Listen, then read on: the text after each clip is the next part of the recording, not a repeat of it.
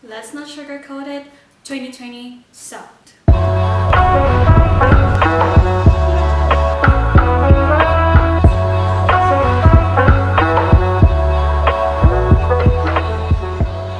everyone, it's me Mel, welcome back. It's been a while and I have taken a break because all of us need some break from time to time. By the way, congratulations, we survived 2020 and it wasn't easy and it was uncomfortable, anxiety triggering, and lonely. You did well, so give yourself a pat on the back. That's my shoulder.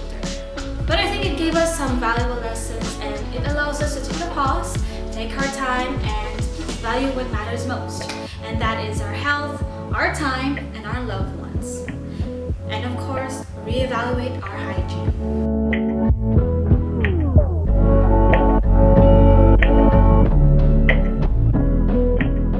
Looking back on 2020, although 2020 started pretty well, but it went down on a landslide really fast. My year actually started great. It started with gatherings, family reunions, going on weddings, class tours, my usual Canon training,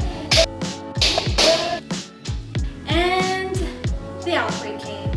We definitely tried to make the most of it, and it is supported by all the things that are on trends and do-at-home stuff that are posted on social media platforms. I too am quite guilty about that, but I didn't really need to jump on a bandwagon and, do something about my time. I like keeping myself busy. So when 2020 started, though I was pretty lucky because my mission for 2020 was actually to do a makeover or a renovation of my place. And I've already started that pre-pandemic and I've just continued during the quarantine. I have some of my things delivered and installed and it just needs some paintwork. So I just picked up the brush and started painting myself. The same as everyone, I don't have a big oven, but I do have a toaster oven, and that's what I use to bake some bread, some toaster pizzas, and I've also picked up cooking, although I know that I'm not a kitchen person, but I did try because, during the lockdown in the Philippines, we couldn't go out at all, and that was, I think it lasted for 2 months. And luckily, my habit of keeping my pantry full is what helped me sustain myself for the whole lockdown. I've also decluttered the house, recycled some good stuff, and throw away some unnecessary things. And after finding some of the things that I need to mend, I busted out my sewing machine. I have sewn manually or using the machine, and also started drawing as well. Well, I draw quite often because I am an art student, but I don't really do it for the pleasure of it or for recreation. I only do it for submissions of my plates. But during quarantine, it was time for me to do art for myself. So I started grabbing some of my mediums in my office area and started drawing using some graphites, colors, and I moved on to paints on canvases, watercolors, oil pastels, markers, and made some cards as well to give away to some of my friends to reconnect. I started with black and white and I started with my own self-portraits. And the reason why is because, all the artists I know and love do have their own self-portraits, and I wanted one to be framed and up on the wall so that everybody can see it, my relatives, my future kids and grandchildren can look at it and say, that's how your grandmother looks like in 2020 during the pandemic. And the list goes on and on.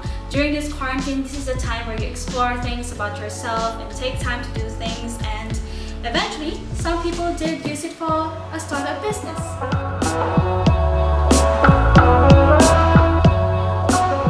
All of us experience joy and loss, and I personally experienced mostly joy, but I too experienced a traumatic loss. I lost a dog during the lockdown, and it was quite traumatic actually. She was special. She was born weak and she started maturing and she started getting her heat because she's a female dog and her body couldn't take the whole thing, and she started becoming paralyzed and eventually she couldn't take it anymore. So I tried to rush her out to a hospital in the middle of the night, But the problem at that time was because it was lockdown, there aren't any transportation at all. I managed to be able to get a vehicle to drop me to the hospital, but by the time that I'm about to take her outside the house, she just took her last breath and died in my arms. But I now look at the brighter side, and eventually she's running freely without any pains, and hopefully she's looking after her sisters from afar. I lived in the Philippines alone for 3 years, and although the outbreak didn't really affect me, it's because I am a stay-at-home buddy. And in that 3 years, I've accumulated a collection of dogs. I have the 3 dogs that I have now, and I have a few more in the province. And quarantine actually gave me the time to cater to their needs and give them all the love and attention I could give. Although I do give them like every single day. When it was the normal, I used to go to school every daytime and always leave them at home. So this time, I'm always with them 24/7. They're the best company you can have during those times because they're always there unless you have someone there. Problem is, some of my friends are from a few cities away and it's really hard to meet up. During that lockdown, there are some checkpoints, but we do manage to meet up from time to time. I do have friends that lives nearby, and those are the people who are always on my Instagram and my Facebook stories if you follow me. We've done exercising together, working out together, cycling together, going out together, and also video chatting so that our overseas friends can join us as well. One of the things I've learned in having friends and proven during these times is that true friends stays. No matter how long you've never met, how long you didn't see each other, how long you've never contacted each other, is that when you do meet up, it feels like time never passed. It's like you met yesterday, and they're the ones you can definitely lean on.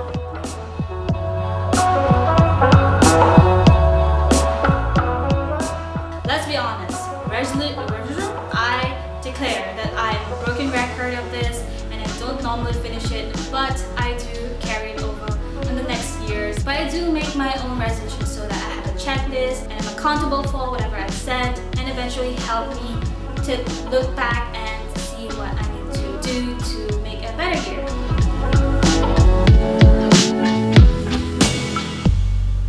I just settled back in Singapore and I'm still not into it. I'm still not in the zone because I used to live alone and I'm back here around people. Although technically I grew up here in Singapore, but Philippines is very laid back. Singapore is a really fast-paced country, and sometimes you can get so into everybody's pace that you lose yourself, and eventually it eats up your mental health, your own physical health, and eventually it will damage your emotional health as well. I'm the type of person who can adjust and rush things, chill, or do nothing at all. But sometimes when I do nothing, my brain or my consciousness just nags at me and gives me alert or warning signals that I need to do something. But I need to learn to reject that and pause, let go, and not do anything at all.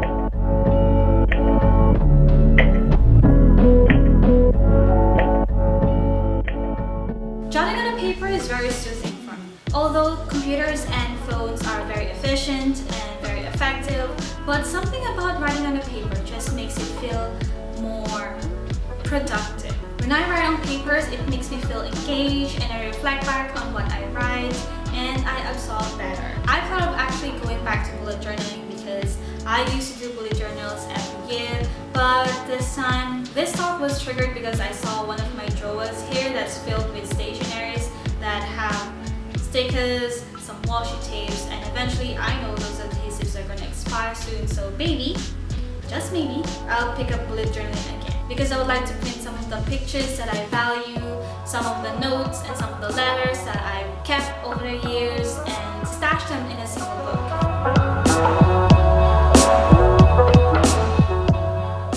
One of the good take-backs from 2020 is to value yourself. And this is to support my first point because I need to center myself. I am the type of person who likes to help other people, but I also need to help myself. Such small gestures, just like meditating, or cleansing all the noise, or evil thoughts away, and all the negativity, is going to be helpful to help myself be more positive.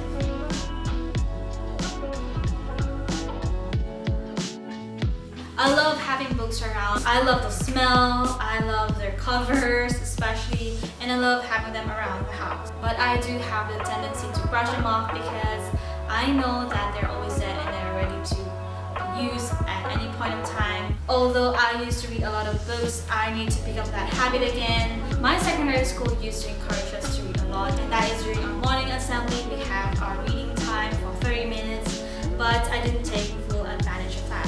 I was a counselor and I'd rather stretch my legs and walk around and check other people if they're reading their book. Now I kind of miss that. But since I'm here in Singapore, I would love to check out a lot of their books because Singapore has a good collection of library books and they're really accessible.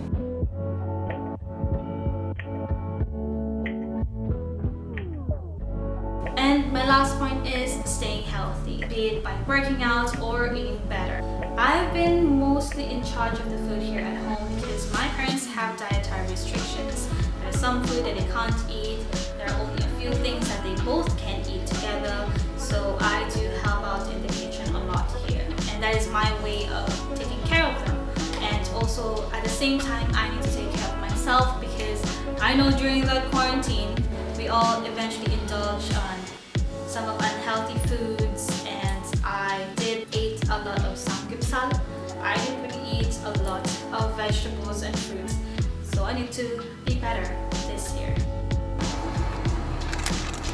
I hope you've made your resolutions, and if you haven't, it's not too late. There's still 11 months and there's still time to do it. And if you haven't done them, but you have a few from last year since 2020 sucked, you can just carry them over and be better this year. I hope you're doing great and have